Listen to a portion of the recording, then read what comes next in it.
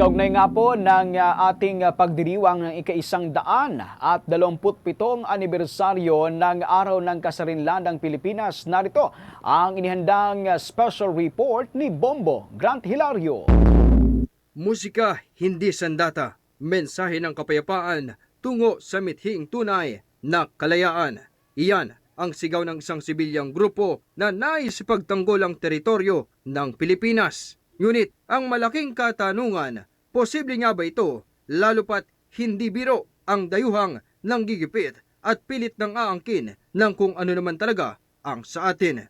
Magtatagumpay kaya sila o tatanggapin na lamang ang kapalaran sa pinag-aagawang teritoryo na West Philippine Sea? Halina't alamin natin ang kasagutan. Ako si Bombo Grant Hilario at ito ang aking special report.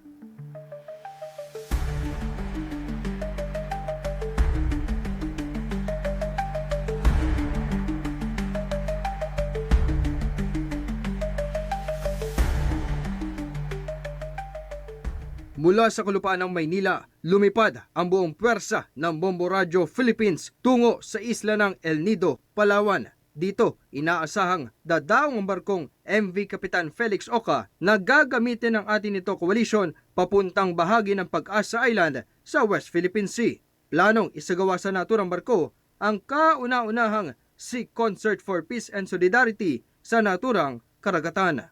Hapon na nang tayo'y makakyat ng barko habang inaasiste ng Philippine Coast Guard na siyang siniguro ang kanilang pagsuporta sa naturang civilian mission.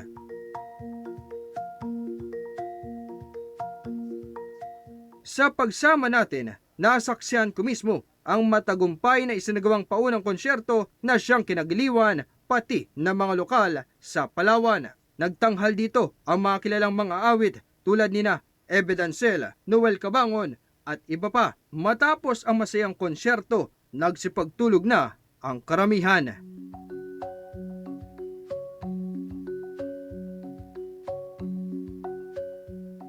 Kinaumagahan, sa pagsikat ng araw, ang akala nating payapang paggising ay gumulantang sa atin ang isang anunsyo mula sa kapitan ng barko. Ginulat nito ang karamihan sa mga sinabi niyang may nakitang barko ng China na siyang sumusunod sa ating paglalayag. Dahil dito'y agad tayong bumangon, ngunit wala pang ilang saglit, muli na namang nag-anunsyo si Captain Jorge de la Cruz. Ani ay hindi lamang isa, kundi dalawa na ang mga barkong nakaaligid sa atin. Okay, so once again, northwest of El Nido, Palawan, Philippines.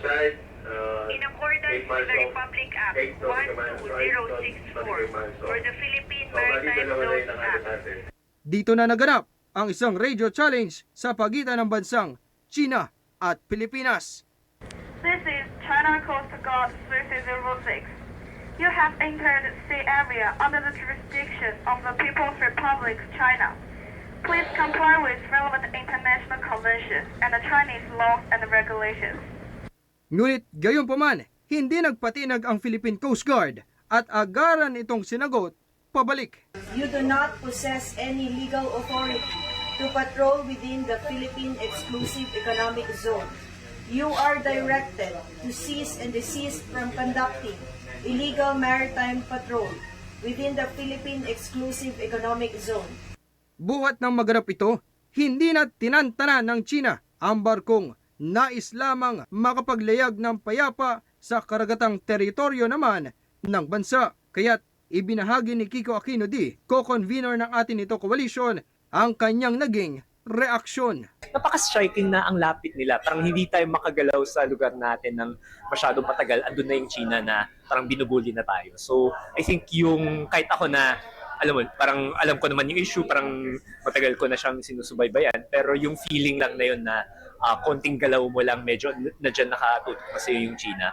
Napaka-striking ko yung feeling na yun. Ngunit, hindi pa dito natatapos ang tensyon at pangambang ramdam sa loob mismo ng barko. Dahil habang papalapit ito sa destinasyon, sinalubong ito ng masamang lagay ng panahon. Kaya't sinuong nito ang paghampas na malalakas na hangin at alon sa tubig ng karagatan. Bunsod nito'y hindi maiwasang magduda ng ilan kung tuloy pa nga ba ang planong konsyerto sa paglalayag.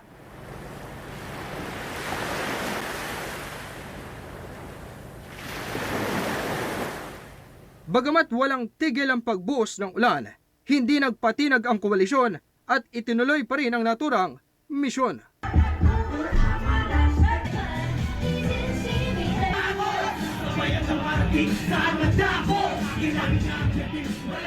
Habang nagkakasiyahan sa loob ng barko, magkasabay na isinagawa ang paghahatid ng tulong sa mga mangingisda ng Pag-asa Island. Ikinuwento naman ng mangingisdang si Roberto Cadodoy Balyon ang karanasan ng mga ito sa kanilang paghahanap buhay. Tuwing nakikita sila ng mga Chinese Coast Guard na ito nangingisda, ay hinaharang po sila at mayroon ding mga nangyayari na mismo yung mga huli nilang malalaking isda ay kinukuha mismo ng mga mangingisda mula sa China at yun ang pinakamasakit. No? Hindi na ganun kalaya ang pangingisda ng ating mga mangingisda dito sa West Philippines.